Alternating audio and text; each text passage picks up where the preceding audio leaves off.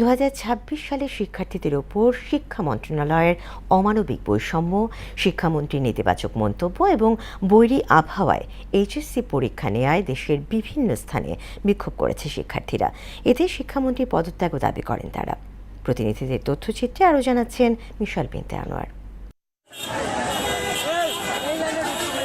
শিক্ষামন্ত্রীর পদত্যাগের দাবিতে মঙ্গলবার রাজধানীর উত্তরার বিএনএস সেন্টারের সামনে এবং সায়েন্স ল্যাব মোড়ে অবরোধ করেন শিক্ষার্থীরা। সায়েন্স ল্যাব মোড়ে Dhaka city college, Dhaka ideal college সহ 15টি কলেজের শিক্ষার্থীরা অবস্থান নেন। আর উত্তরার বিএনএস সেন্টারের সামনে বিক্ষোভে অংশ নেন মাইলস্টোন কলেজ, টঙ্গী সরকারি কলেজ, সানরাইজ কলেজ এবং উত্তরার হাই স্কুল ও কলেজের শিক্ষার্থীরা।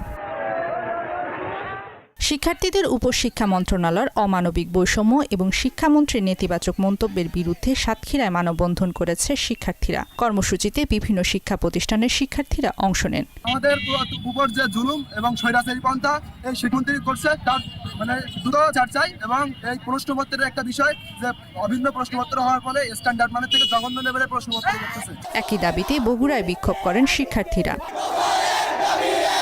টানা বৃষ্টি ও জলাবদ্ধতার মধ্যে সোমবার এইচএসসি পরীক্ষা নেওয়া এবং অভিন্ন প্রশ্নপত্র অতীতের চেয়ে কঠিন হওয়ার অভিযোগ তুলে ঢাকা বরিশাল মহাসড়ক অবরোধ করে শিক্ষামন্ত্রীর পদত্যাগের দাবি জানান আন্দোলনকারীরা।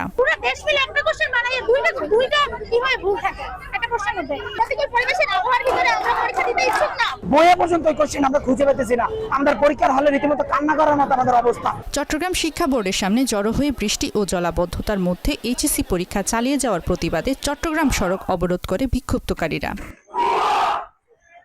বৈরী আবহাওয়ার কারণে এইচএসসি পরীক্ষা স্থগিত এবং প্রশ্নপত্রের ত্রুটি সংশোধনের দাবিতে রাজশাহী শিক্ষা বোর্ড ঘেরাও করেন শিক্ষার্থীরা। মঙ্গলবার শিক্ষা বোর্ডের চেয়ারম্যান কার্যালয়ের সামনে অবস্থান নিয়ে বিক্ষোভ করেন তারা। মিশাল বিনতে আনোয়ার, মোহনা সংবাদ।